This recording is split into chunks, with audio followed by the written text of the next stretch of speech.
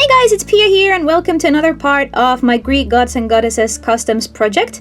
In this video, I will be showing you my custom based on Athena. You might have seen a time-lapse of her already, but if you haven't and if you want to see it, there's going to be a link in the description so you can see it. And I'm also going to tell you a little bit about my next custom in this collection. That's going to be Ares, the god of war, and I'm going to show you which base figure I'll be using for him, and I'm going to talk you through my concept for him, even though nothing is sort of decided on. So you can also give me your suggestions in the comments if you have ideas for how I should be making Ares. But before we get to that, I'm going to show you Athena, and I hope that you guys like her. So here she is. Ta-da! So here she is. As you can see, she features tons of details, and I'm going to talk you through that in just a bit. But before that, I'm going to tell you, in case you didn't know, what Athena is the goddess for. She is the goddess of intelligence, skill, peace, warfare, battle strategy, handicraft, and wisdom. But I wanted to mostly incorporate the war or battle strategy aspect into her, which is why I gave her this helmet. I thought that this would look very cool on her, and I think it looks great.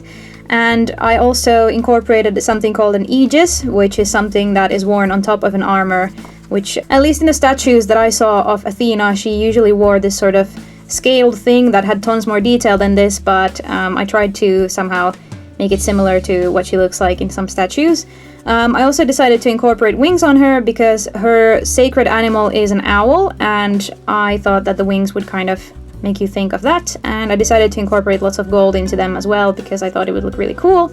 And she's also wearing a dress, which you can't see very well because she has wings and armor, but yeah, it's there.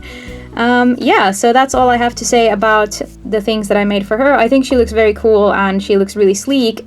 Because I had so much detail in the sculpting, I decided to keep her paint job really simple, so I haven't put any details on her except in the eyes, which I wanted to look very pretty and yeah, just cool.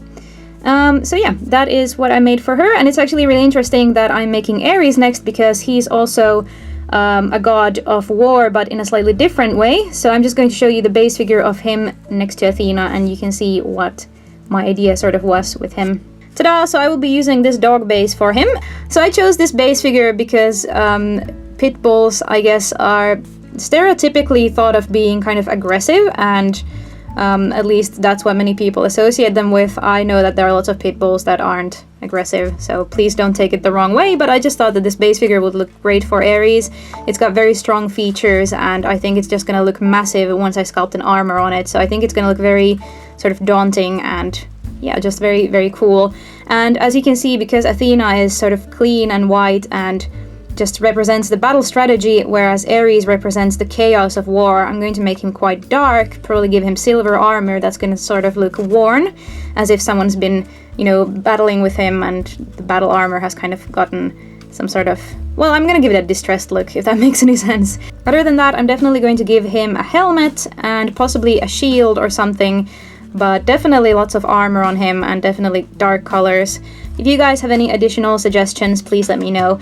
But yeah, just to recap what he is the god of, other than war and the chaos of war, he's also the god of bloodshed and violence. So I'm definitely gonna incorporate that sort of into him. I'm not gonna make him gory or anything or put tons of blood on him, but I might put a little bit of blood splatter on his armor if I think it looks cool. I'm not gonna overdo it. But yeah, I'm definitely looking forward to sculpting him, giving him lots of armor, and yeah, just make him really cool looking.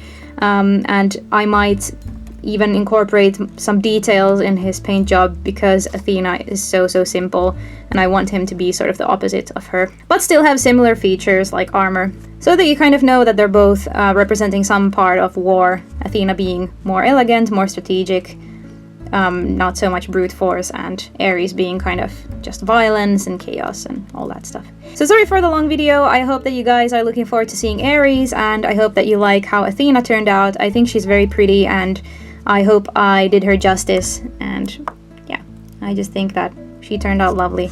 And I'm so excited to make Ares. I think he's gonna be very cool. But yeah, so that's all I had to say in this video. Thank you so much for watching, and see you again tomorrow. Bye!